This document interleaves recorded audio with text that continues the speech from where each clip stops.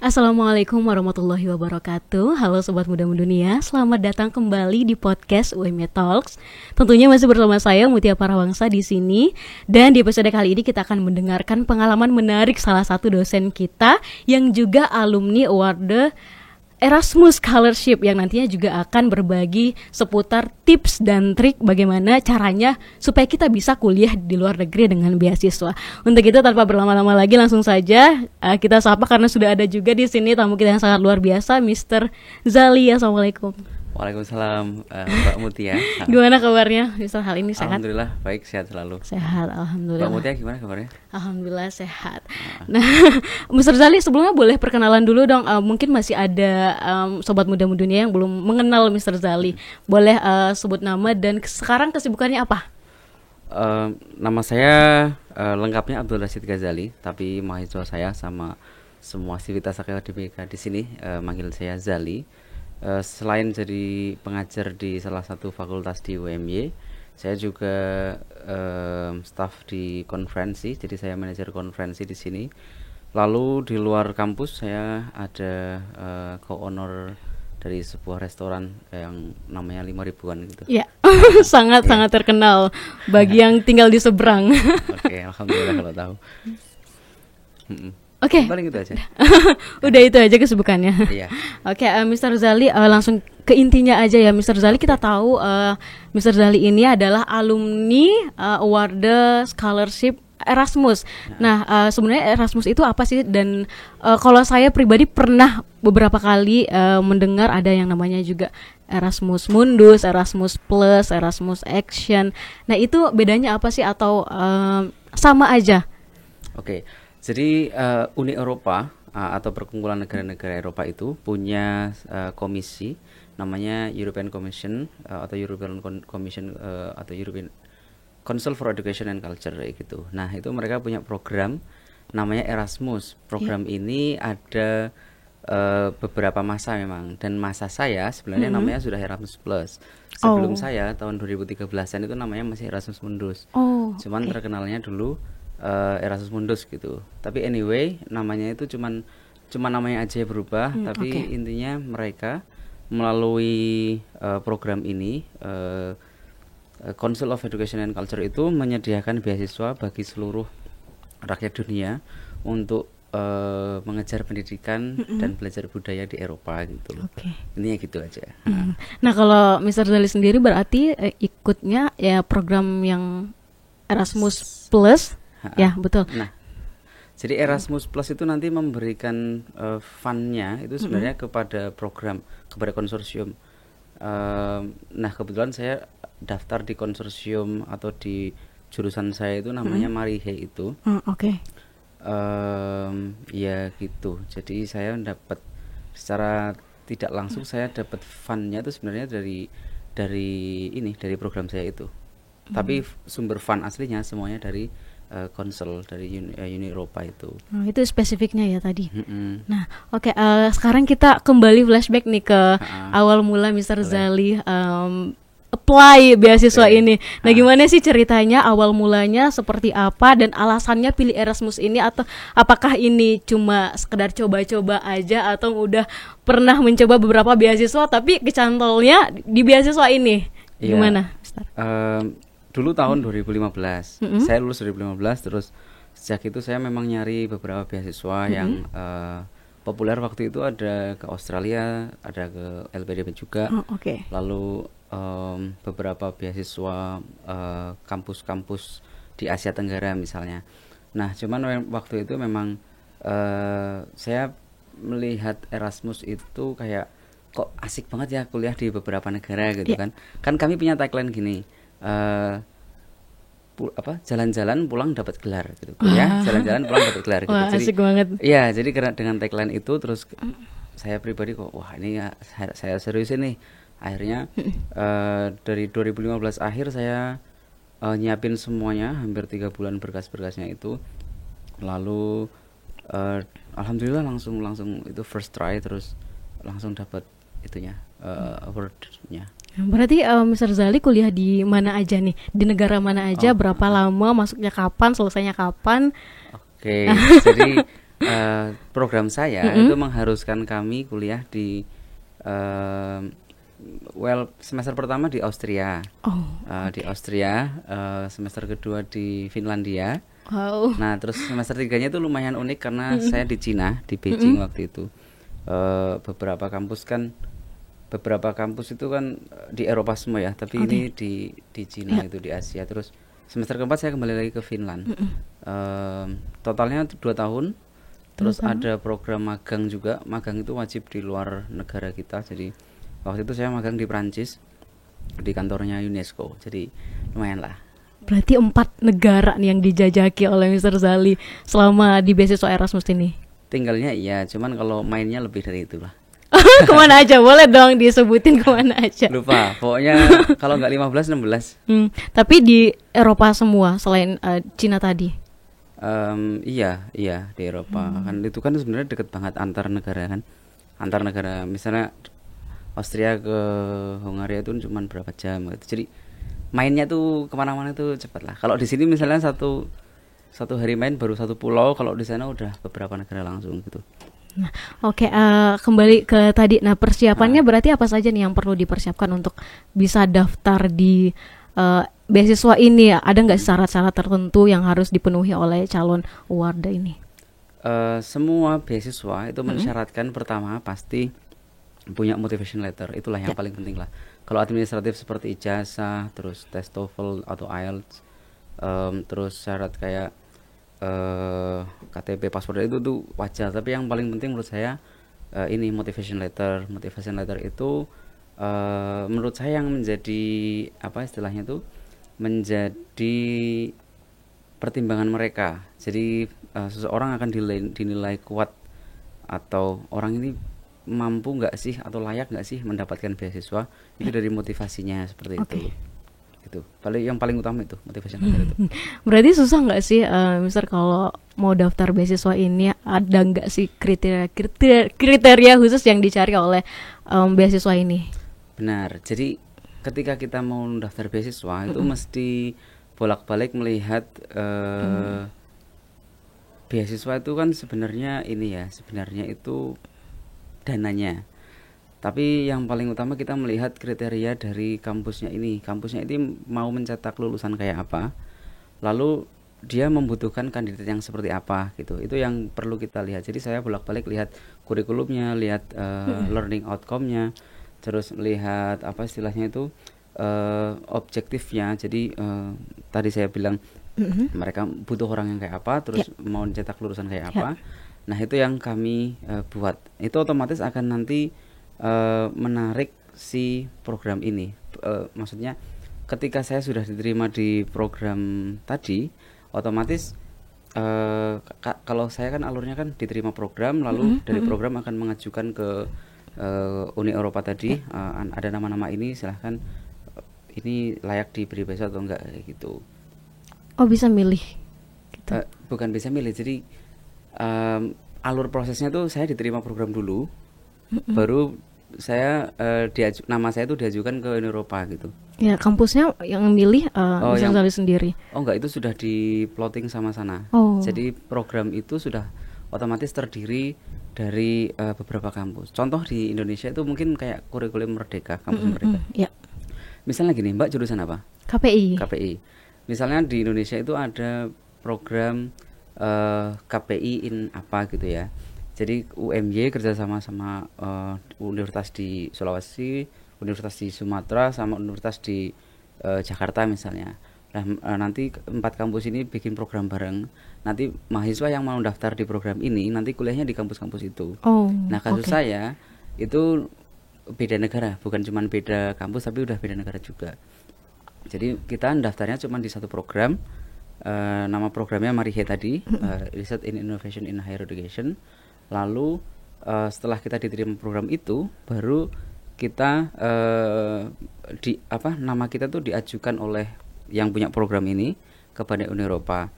Jadi saya bilang tadi, ketika kita mau mencari beasiswa, sebenarnya kita harus menarik perhatiannya yang program itu. Kita terutama harus diterima program itu gitu. Nah berarti Mister Zali ini terdaftarnya sebagai lulusan dari kampus mana gitu? Oh ya, itu pertanyaan bagus banget. Iya. Saya nulisnya selalu Finland. Kalau ngomong di orang tanya kan itu malas ditanya ribet-ribet itu. Lulus mana kamu di Finland gitu. Tapi kalau sebenarnya kampus saya nanti ada dua, di ijazah saya ada dua tanda tangan rektor gitu. Terus dari kampus hostnya tuh di Austria sama di Finland. Terus saya juga dapat transkrip dari Cina gitu. Jadi Wah. ya sebenarnya tiga itu. Tapi tetap jawabnya Finland itu Iya, kalau ditanya. biar cepat aja gitu. Kan, gitu. Nah, oke, Mr. Zali tadi kan disampaikan kalau setiap semester nih pindah-pindah negara. Nah, berarti beasiswa ini cocok untuk orang-orang mereka yang suka traveling ke luar negeri, pindah-pindah. Cocok banget ya. Cocok banget. Tapi kalau diharuskan seperti itu berarti challenging banget ya, nggak sih, misal untuk orang-orang yang susah beradaptasi misalnya, terus. Iya, for some people challenging. Ada beberapa teman saya yang sampai mungkin karena nggak kuat iklim sama nggak kuat culture, mungkin dia artinya akhirnya tuh drop out gitu. Dan itu memang ya dibolehkan, cuman ya ada konsekuensi beberapa lah, misalnya dia harus mengembalikan uang dan lain-lain gitu. Tapi intinya kalau bagi saya pribadi, karena saya itu kan orangnya masih muda waktu itu kan, waktu itu masih muda. Sekarang juga masih muda kelihatannya. Nah, jadi senang banget kalau solo traveling kayak gitu. Nah akhirnya ya malah itu jadi asik ketika saya tiap semester harus nyari apartemen baru, harus nyari packing baru kayak gitu, nyari tiket lagi itu tuh karena kita semua melakukan itu, jadi kayak nggak kerasa gitu. And I miss that actually. Saya tuh kangen hal-hal kayak gitu kadang-kadang. Tapi kalau Mr. Zali sendiri dari pengalaman pribadinya pernah nggak sih mengalami culture shock, misalnya dari budayanya mungkin atau makanannya? Karena saya pribadi cuma Makassar, Jogja aja makanannya masih belum cocok sampai sekarang. Atau budayanya, kalau budayanya sih oke lah. Nah tapi kalau Mr. Zali sendiri gimana tuh kalau di luar negeri? Kalau culture shock yang justru malah culture pendidikannya yang bikin saya shock. Karena ya mungkin saya itu agak telat panas waktu itu. Artinya itu saya tuh lupa kalau di situ tuh orang-orang serius semua kan. Jadi kan jadi istilahnya tuh beasiswa itu kan dikasih sama orang-orang brilian gitu kan. Jadi kelas saya tuh 18 orang dari 16 negara. Terus itu orang yang pintar semua. Saya tuh masih santai-santai awal-awal itu. Jadi ada satu titik di mana tugas saya selesaikan itu kayak mepet, terus akhirnya itu nilainya jelek, itu yang bikin langsung down banget, sedown-downnya saya. Artinya budaya saya di sini yang suka nunda-nunda itu nggak berlaku di sana, nggak boleh itu. Saya kapok waktu itu. Itu paling culture dalam bidang belajarnya aja sih. Kalau budaya kayak misal makanan apa, saya nggak ada masalah. Hal-hal yang kayak adat atau habit mereka itu kayaknya nggak ada masalah gitu. Masya Allah. Nah berarti kalau pindah terus beasiswa ini berarti cukup nggak sih untuk mengcover biaya hidup di Eropa ini? Apalagi mungkin akomodasi transportasi nggak mudah ya kalau pindah-pindah setiap semester, ngangkut-ngangkut bareng mungkin, atau yang lain, cukup nggak sih? Dan apa aja komponen beasiswa yang didapatkan dari beasiswa Erasmus ini? Kami mendapatkan pertama ada settlement cost namanya. Jadi pertama kali pindah ke sana dikasih uang nominalnya 1.000 euro. 1.000 tuh berapa 1.000 tuh? euro waktu itu 17 jutaan. Wow. Waktu itu termasuk banyak apa enggak sih? Lumayan. Kalau bagi saya cukup sih. Soalnya sewa apartemen saya waktu itu baru di angka 300-an. Jadi di Austria pertama kali. Jadi pas datang ke sana dikasih 1.000, terus per bulan lagi ada 1.000, terus per tahun nanti dapat 3.000 buat traveling, buat bolak-balik itu. Ya itu udah turah-turah. Tumpah-tumpah ya. Apalagi kalau kita pindah di waktu itu kan kami ke Cina kan. Di Cina itu jauh lebih murah daripada ketika di Eropa. Kita bisa saving banyak di situ. Kalau waktu saya di Paris itu memang agak cost banget, gede banget biaya hidup di sana. Jadi kurang savingnya. Tapi kalau ya intinya cukup banget. Dan kita harus fokus belajar. Jadi orang sana itu, maksud saya kami itu nggak ada kendala masalah pembiayaan finance. Kita harus fokus belajar gitu. Malah kesannya kayak lebih ya. Lebih. Tapi bisa part time nggak sih penerima beasiswa ini kalau di sana? Nah, teman saya itu nggak ada yang part time. Tapi boleh. Boleh, yang penting kuliahnya jalan gitu. Cuman teman saya nggak ada part time. Oh, mungkin karena udah Iya, tumpah-tumpah cukup uangnya. ngapain part time? Kita suruh belajar aja Iya. gitu kan. Atau main gitu. Kapan lagi main kan? Nah, selanjutnya nih, misal Zali selama tinggal di sana 2 tahun ya, berarti pindah-pindah. Nah, apa sih suka dukanya? Sukanya dulu deh. Sukanya tuh banyak. Of course kan dapat culture baru, dapat salju, itu suka banget. Karena excited. Di sini biasanya 21, 20 derajat udah dinginan. Di sana itu minus 20, minus 30 itu masih bisa bertahan ternyata saya kan gitu. Wow. Iya. Jadi dulu tuh minus 30. Kuat banget. Ya tapi pakai jaket, enggak ini. Terus apalagi kalau misal yang bahagia paling itu Europe is beautiful and romantic. It's beautiful. Wow. Nah, dukanya itu mungkin karena apa ya? Enggak. Oh, dukanya itu gini, kalau saya ditelepon orang tua misalnya. Orang tua misalnya butuh bantuan apa misalnya tentang nah, saya dukanya itu ketika saya nggak bisa nolong orang rumah ketika saya di sana kan jauh dari rumah. Ketika diminta tolong, saya nggak bisa nolong, karena nggak bisa cepet nolongnya itu loh, yang kadang-kadang saya masih berat. Makanya sekarang kalau mau keluar negeri tuh kayak mikir nanti kalau yang ngurus orang rumah siapa, yang itu yang kadang-kadang saya pikir sangat gitu. family man banget ya. Ya mungkin karena ya gitulah pokoknya.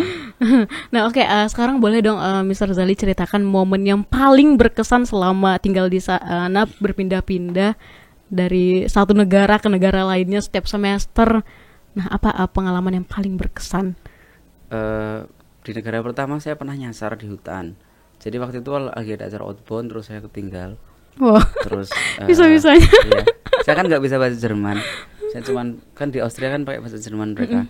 Saya cuman lurus terus di hutan gitu, di hutan di jalur pendakian gitu lurus terus di sana ada bule Austria.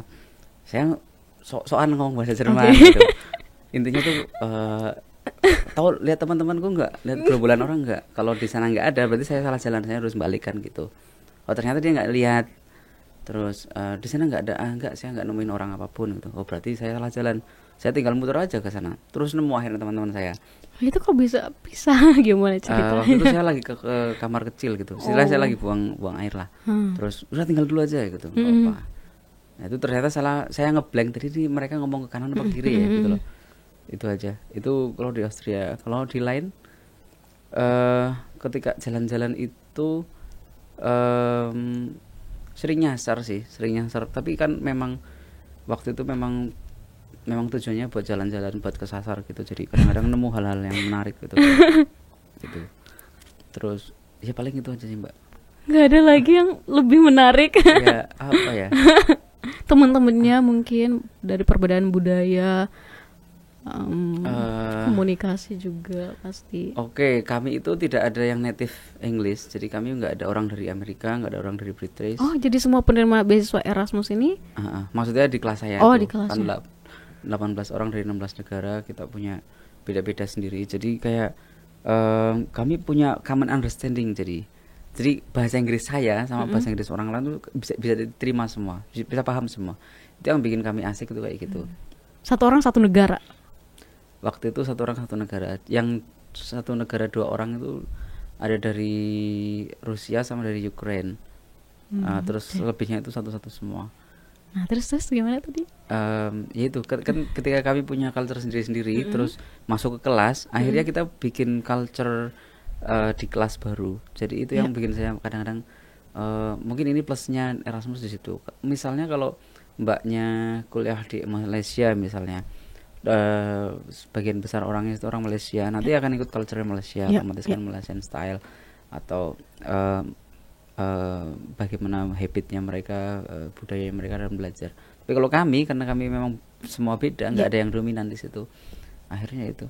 Bagaimana budaya apa yang dibentuk tuh dari ya? Negara yang beda-beda? Ya intinya kami kayak merasa punya chemistry aja gitu, Mbak. Kayak gimana ya ngomongnya ya? Kalau kita mau main, kita tahu mau kemana, terus saling percaya gitu. Hal-hal kayak anime gitulah, remeh-remeh kayak gitulah. Itu. Tapi kalau bertanya hal menarik apa lagi ya, mungkin semuanya menarik sebenarnya Mbak. Cuman saya pribadi nggak yang bisa menceritakan detail-detailnya kayak Oke. gitu. Hal-hal yang lucu, hal-hal yang aneh-aneh kayak gitu. Mbaknya pernah sauna? Sauna Enggak. tahu? Apa? Sauna. Oh. Di Finland itu kan sauna, tahu sauna? Hah? Sauna itu ruangan yang ada uapnya panas banget. Oh. Itu tuh kan di Finland itu populasinya waktu itu 5,5 juta Mm-mm. orang. Oh, Di dikit ya? dikit banget. Dikit banget. Itu datar banget. Isinya cuman danau sama beruang sama apa namanya? Sama rusa. Malah kalau nyasar tuh susah mau nanya-nanya. Rusa. Nah, terus dari 5,5 juta orang ada 3,3 jutaan sauna. Jadi sauna itu kayak di mana-mana itu ada. Sauna itu tempat tadi itu. Jadi karena mereka mungkin iklimnya mungkin dingin gitu, iklim kutub. Terus jadi harus ngangkatin badan. Nah, ketika saya pertama kali masuk sauna itu 80 derajat itu masih tahan. 80 derajat Celcius. Ya. Di ruangan 80 derajat itu masih tahan. Terus habis ke sauna kita tuh langsung bisa masuk ke danau beku. Jadi habis dari godok panas banget terus masuk ke pada rebahan di danau salju, terus pada renang di danau yang udah minus waktu itu masih kuat. Jadi apa istilahnya, itu bagi saya itu pengalaman yang ternyata gini sauna ya. Terus teman saya ada yang sampai 100 derajat 120 derajat Celcius itu waktu itu, karena memang udah biasa kali orang-orang sana gitu. Nah itu pengalaman. Lalu satu lagi menarik mungkin dari apa, sebentar saya blank ya malah. sauna terus kembali lagi ke ini puasa. Oh iya, Puasa. betul. Nah itu kayak gimana tuh? Kalau puasa itu kebetulan waktu itu lagi di Perancis. Jadi puasanya cuma 18 jam waktu nggak salah. Cuman? 18, iya. Di Indonesia kan 12 jaman, 14 jaman. Kalau di sana itu 16, 18.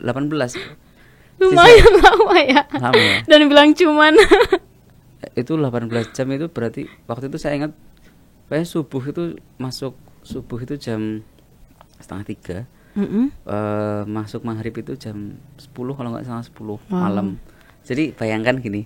Kuat ya. Saya tuh pernah soalnya nggak ketiduran gitu. Jadi bangun-bangun langsung bangun-bangun udah imsak. Terus saya berarti makan terakhir saya itu jam 9:30 malam. Aduh. Terus harus makan lagi jam 9:30 lagi. Jadi itu murni 24 jam nggak makan apa-apa, itu pernah.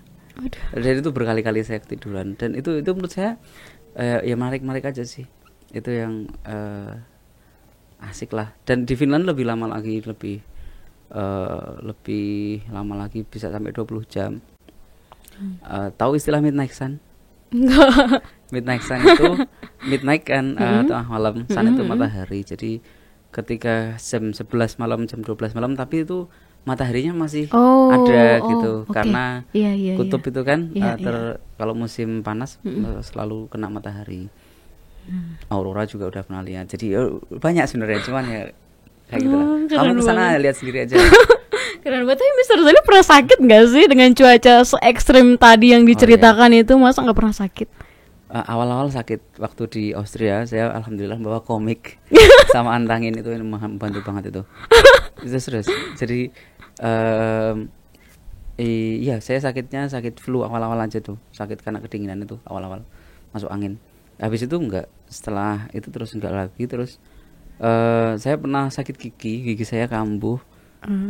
Saya pernah namanya itu RCT lah, pokoknya dilakukan perawatan gigi dan itu gratis. Senang banget. Dari Erasmus apa dari kampus? Dari Finlandnya, di sana kan memang gratis.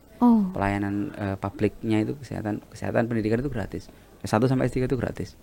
Jadi Eropa itu kayaknya asik lah. Di Finland sih, tapi sih ya gitulah. Jadi kalau kamu mau mencoba ke luar negeri, kamu harus nyobain pelayanan kesehatannya juga. Ya paling ya, berarti kalau bisa sakit dong biar ngerasain. Waktu itu sakit gigi sih. Jadi kebetulan di Indonesia dulu udah divonis harus dicabut. Saya nggak mau nih. Terus tak tahan aja sampai sana, kok kambuh lagi. Terus ke dokter ya ditanganin tapi nggak nyampe dicabut. Sampai sekarang nggak sakit lagi, alhamdulillah. Oke. Nah, sekarang nih Mr. Zali boleh dong kasih tips dan trik buat calon mahasiswa yang mau daftar S2 di luar negeri. Oke.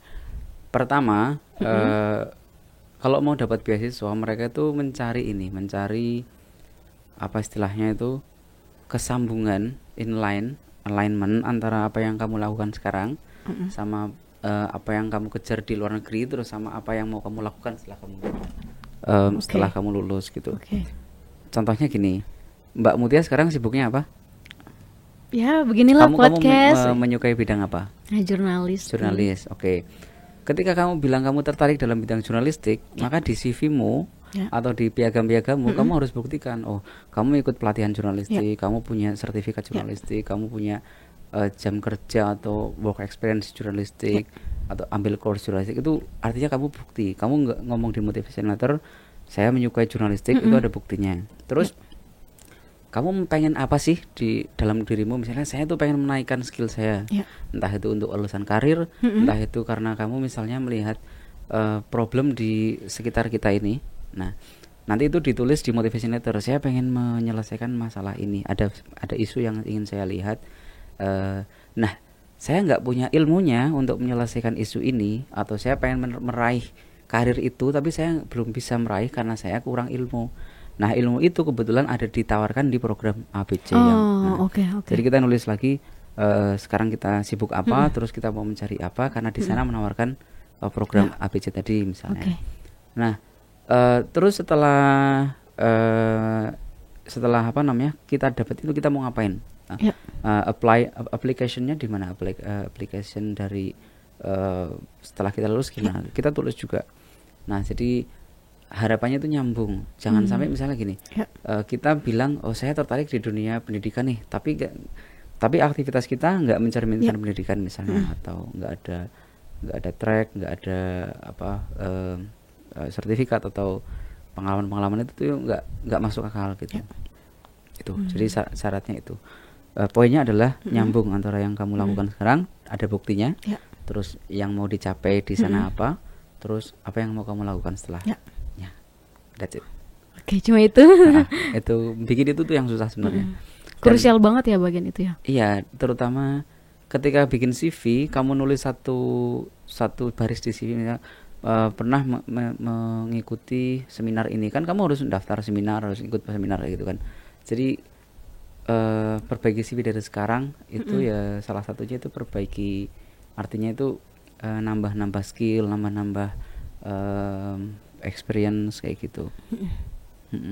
Oke. Nah, terakhir Mr. Zali, boleh dong kasih pesan untuk sobat muda dunia yang ingin mendaftar beasiswa khususnya Erasmus, silakan. Eropa itu bagus, Eropa itu indah. Jadi kalian harus ke sana, harus ke Eropa lah.